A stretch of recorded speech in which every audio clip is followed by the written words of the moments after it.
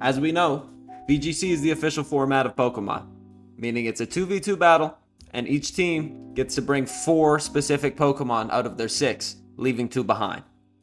And in order to shake things up every once in a while, Pokemon introduces different regulations, which allow different Pokemon.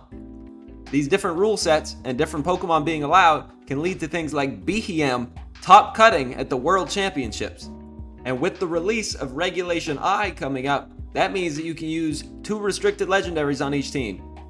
Just a reminder, these restricted legendaries either have crazy stats, crazy abilities, crazy moves, or if you're Calyrex Ice Rider or Calyrex Shadow Rider, all 3 of those.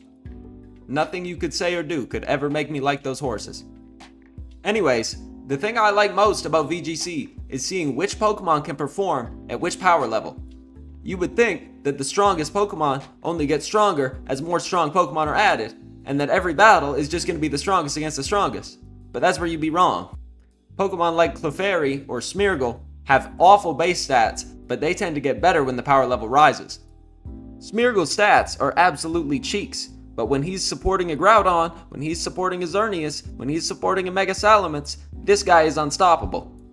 And that's where we get to who I am. I'm not flying around to tournaments, I'm not top cutting regionals, but what I am doing is showing why my Frostmoth is better than your Calyrex by climbing it to a high rank in the official ladder. If we haven't met yet, I'm Spinner. I like taking low caliber, low tier Pokemon and bringing them to the highest rank possible. I believe that every single Pokemon has a niche. I believe that every single Pokemon can do something better than a different one. My favorite Pokemon is Floatzel. I have managed to take Floatzel to the top 500 in every single Pokemon game I have ever played. Despite its sucky stats, I feel like a physical water type with Swift Swim is a great niche to have, and it can throw a lot of people off guard in the rank ladder. So for this video, we're going to be talking about 10 Pokemon that I think can perform really well in Regulation I, and I feel have a specific niche that can be met. And the first name up on this list is going to be Scrafty. Now Scrafty has access to the ability Intimidate, of course, which lowers the attack stat of both opposing Pokemon when you switch in, but it also has access to a lot of staying power. Now just looking at Scrafty from an outsider's perspective, he has the same tier of bulk as Incineroar, the same ability, and a better typing. Now the question is, what will Scrafty have to do to find a place in a composition over a Pokemon like Incineroar? So Scrafty also brings bulk, fake out, and knockoff, but loses parting shot in exchange for the fighting stab. So if you find you're running a team composition that is struggling into something like Groudon that Incineroar fails to check with just Intimidate alone, Scrafty can cover for that weakness while also still maintaining the capability to fight a Calyrex Ice Rider. Now the matchup against Calyrex Shadow Rider becomes a little bit more difficult, as it is a very common set to go Terra Fairy. And as we know, being a fighting dark type, Scrafty is quad weak to Fairy. And with how common this set is, most people do have an answer, myself included, and I just incorporated a Scrafty instead of an Incineroar into the same team composition, and came out with roughly the same amount of success. So I went 8-2 in my 10 matches testing Scrafty, and 4 of them were instant wins against Terrapagos teams. Now, my Scrafty didn't struggle at all against Kyogre or Groudon, but its hardest matchup was easily Zacian. Intrepid Sword cancelling out Intimidate makes it very difficult to position your Scrafty correctly. So unless you're adding Scrafty to a team that can already handle a Zacian team, I would not recommend it. However, I am interested in seeing where Scrafty goes in Regulation I when there are 2 restricteds allowed, and I'm looking forward to it. The next Pokemon I want to talk about is a Pokemon that's very well known for being bulky and walling specific legendaries. The next Pokemon is Araquanid, who has incredible defenses and an absolutely broken ability in Water Bubble. This Pokemon has somehow fallen out of the meta recently, and I think it deserves a ticket straight back in. Araquanid has the tools to wall both Calyrexes with Wide Guard and incredible defenses. It has Water Bubble, which means it can never get burned, as well as giving it a huge power type stat boost to its water type moves. This means that it can hit very hard despite not having much attack investment. Like, Araquanid has some results recently. Decent, got brought to Worlds but didn't succeed in anything, and it just feels like too good of a Pokemon to be sitting back out of the meta. Like, just for a Pokemon to have the access to moves like Wide Guard and Infestation, as well as having such a ridiculous ability in Water Bubble, it just feels like completely wrong for it not to be a staple in the meta. Through my 10 testing matches, I would say that the only matchup I would avoid is Miraidon. And I'm just super excited to see how this Pokemon does. Next is the Pokemon I'm most excited to talk about, and that is a Pokemon that was good before and absolutely ruined the metagame for a long time. And that Pokemon is none other than Thundurus himself, and I will be talking about both forms because I think they both have a very good chance of being viable. Now, Thundurus has been the forgotten genie for a little while now, with both Landorus and Tornadus absolutely taking off, but Thundurus has a really good chance at a comeback this season. Now, no matter which form of Thundurus you're using, you're going to have a really, really good ability. With both access to Volt Absorb and Prankster, this guy can absolutely disrupt you no matter what. Now, I'll just remind you that Prankster Thundurus absolutely ruined the game and reworked how multiple game mechanics work. So, Thundurus has very similar mechanics to Tornadus, except it changes out its Tailwind advantage for a more disruptive playstyle. It still has access to the weather setting moves, it still has access to its signature move, which I believe is Wild Bolt Storm, and it gives up access to Prankster Tailwind, but in return it receives Prankster Thunderwave and Prankster Swagger, which originally caused problems. This, in addition to Prankster Taunt, makes Thundurus Incarnate form really, really powerful. Now, Thundurus Therian form has a massive special attack stat of 145. Along with a speed stat of 101, behind Tailwind, this Pokemon can be absolutely disruptive. With moves like Volt Switch, Snarl, and Electro Web, this Pokemon is a prime candidate for a Choice Scarf, and I can see it being used as a Focus Sash user as well. So in my testing, I ran 7 matches with Therian form and 7 matches with Incarnate form. I used Incarnate form with a Calyrex Shadow Rider, and I used it Therian form with Kyogre. I found that using a Scarf for something like Snarl or Electro Web was quite limiting, and it's a job that could be done by something like a Regieleki, just fast Electro Web. So I ended up experimenting with both Frail Focus Sash and bulky Citrus Berry. So I ended up finding great success with Thundurus Therian form. It really benefited from the bulky Citrus Berry using Snarl over and over again. That really benefited my team comp in specific. And I actually ended up going 3 and 4 with Thundurus Incarnate form. The Prankster Taunt was nice, but it was just better to be used by a different Pokemon. However, Prankster Thunderwave is the only reason I won the 3 matches that I did. Just having that sort of speed control with the Paralysis status effect is something that not many Pokemon can bring effectively. So I feel like if this Pokemon finds its spot on the right team, it can be very, very good. I feel I just didn't test it thoroughly enough in order to find how to truly use it. All in all, I recommend you try both forms of Thundurus to find what you like and give it a shot, see if you can make it work. So there's been an ongoing issue where you need to pick between Whimsicott and Tornadus. However, there are only 2 Pokemon in the game that share the combination of Prankster, Tailwind, Rain Dance, and Encore. Encore is the strength of Whimsicott, whereas Rain Dance is the strength of Tornadus. Of course, these 2 Pokemon are Volbeat and Illumise. Now, of course, their stats are very, very underwhelming, showing 85s as the highest stat. However, with the combination that I mentioned before, this Pokemon's bulk makes it usable. Now, of course, its bulk isn't good, but for a Tailwind setter, it's not that bad. Now, the niche of this team is going to be Rain teams that feel like they need Whimsicott over Tornadus. I've seen many Rain teams fall apart because they don't have that Prankster Encore, especially the slower, bulkier versions or the Urshifu-centric versions. So many matches could be swung the other way if they could Encore into a Protect or into a setup move.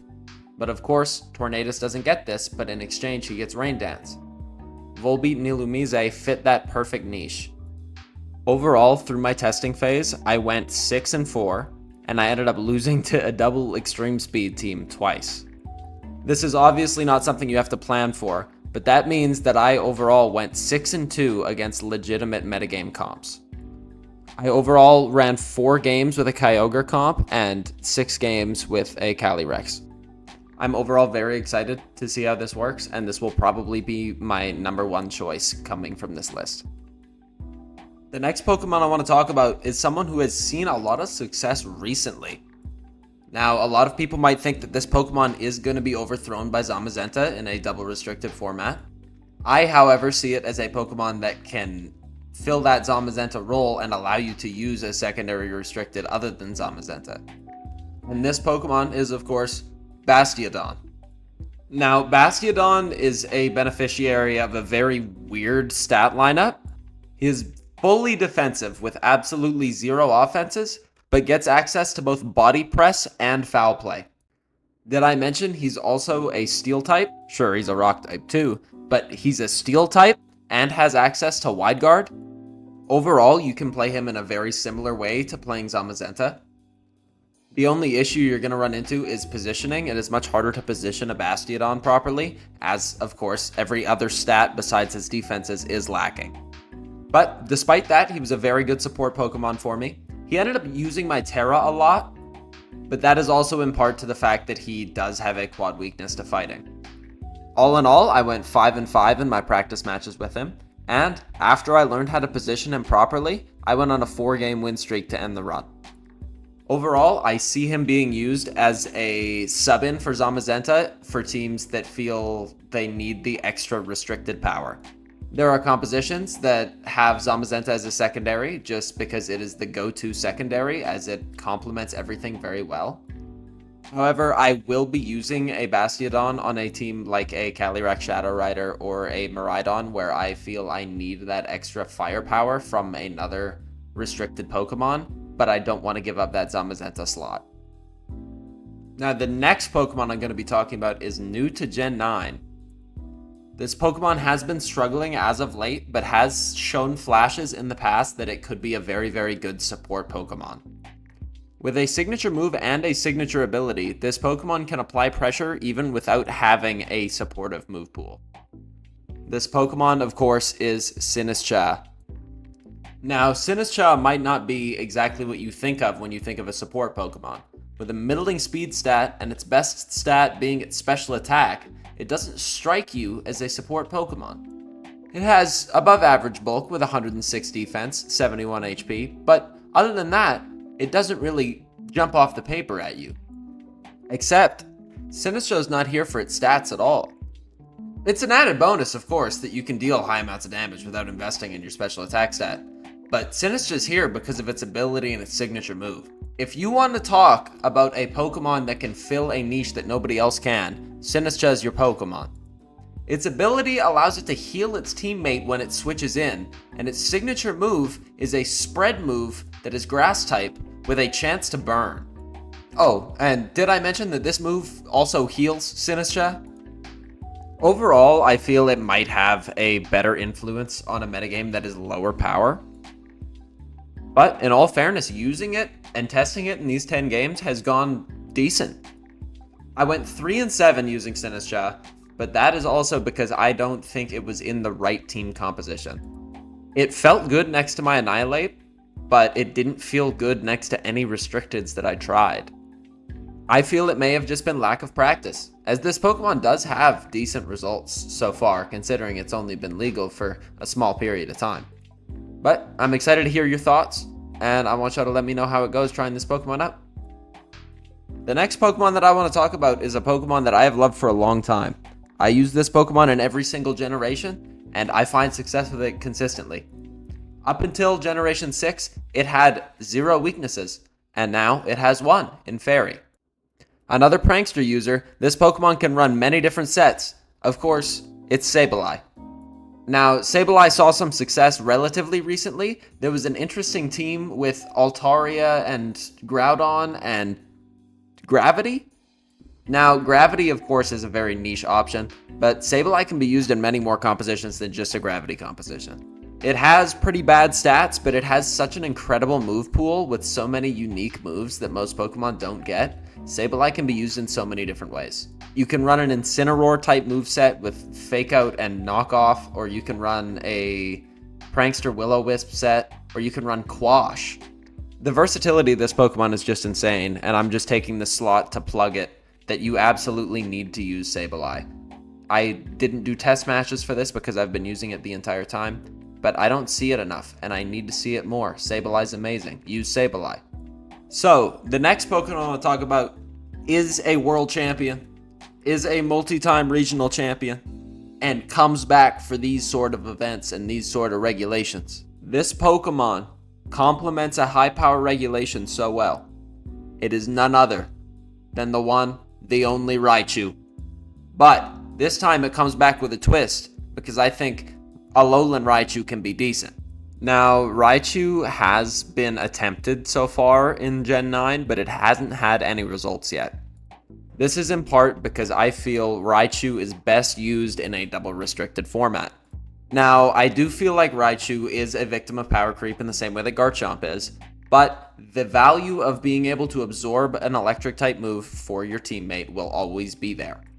Now, despite its middling stats, Raichu can put in work with something like Focus Sash Endeavor. It does get access to good moves.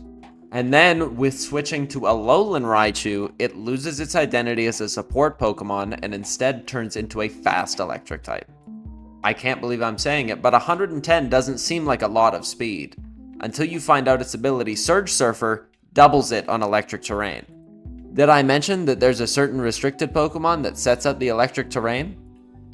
Now, in the end, Alolan Raichu is the one I'm most concerned about. My success with Alolan Raichu was not very good, and it did feel very underwhelming. I went 2-8, but with regular Raichu, my success was great. I went 7-3, and it felt the exact same as it did in the old double restricted format, and I'm excited for Raichu to be back, baby. Let's get it. I promise you I will find a way to make Alolan Raichu work. I will specs this thing until it can't get spexed anymore. I need it to work. I promise you. This next Pokemon, I don't have a big intro for. Not gonna lie. It just seems like it's a very good typing. It has a very good move pool. It has a good ability. I don't see why this wouldn't be good. It's Tinkaton. Now, Tinkaton has the best typing in the game of Fairy Steel. It has access to Fake Out and Faint.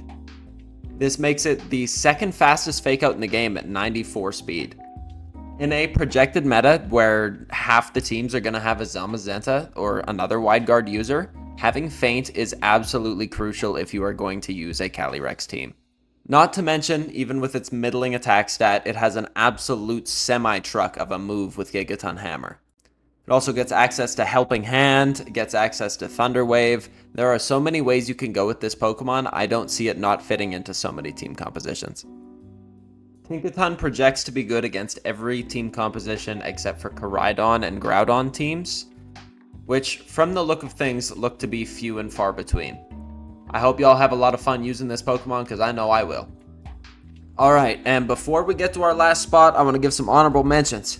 We're going to talk about Floatzel. Of course, I couldn't include it in the list because I talked about it at the start, but Floatzel's very good. If you want to run a rain team and you want a physical attacker, I'd recommend trying Floatzel out. My second honorable mention, Abomasnow. I think Abomasnow can be good. I know Alolan Ninetales is, perceived to be better. I think Abomasnow can be good. I think Huron White can be good. You just need to put it in the right position, and Abomasnow can put it in the right position. Go ahead and give Abomasnow a try. My last honorable mention, Kanto Zapdos. This thing is unreal. It's always been unreal. It's a good tournament Pokemon. It has good results for a reason. Kanto Zapdos is good. It is still good. Power creep has hit it, but not that hard. I don't know why the usage of this thing has fallen off so dramatically.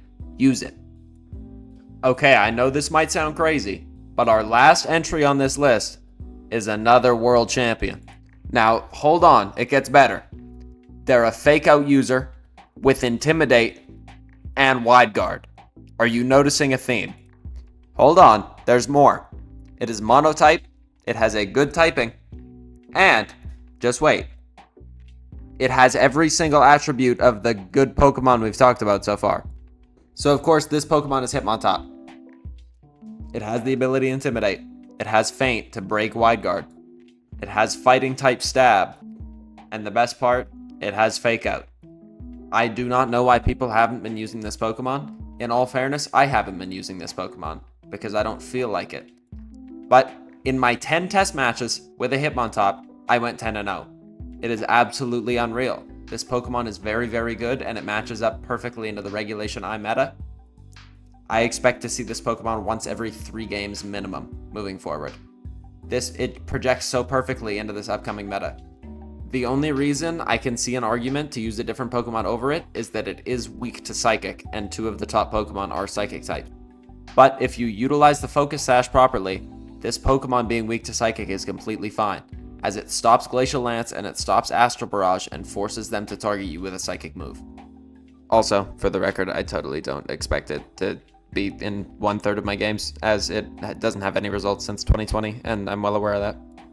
Also, did I mention it gets Quick Guard and Coaching and Weather setup, and this thing is insane. Anyways, those are 10 of the Pokemon that I want to see used in the next regulation. I'm going to be using them. I hope you're going to be using them. And if you have any more ideas of Pokemon you want to see, let me know, and maybe I'll make a part 2. Anyways, if you enjoyed the video, leave a like. It lets YouTube know that you want to see more of this. Subscribe to me if you haven't already. If you feel like it. If you don't want to, that's fine. But I'll see y'all in the next one.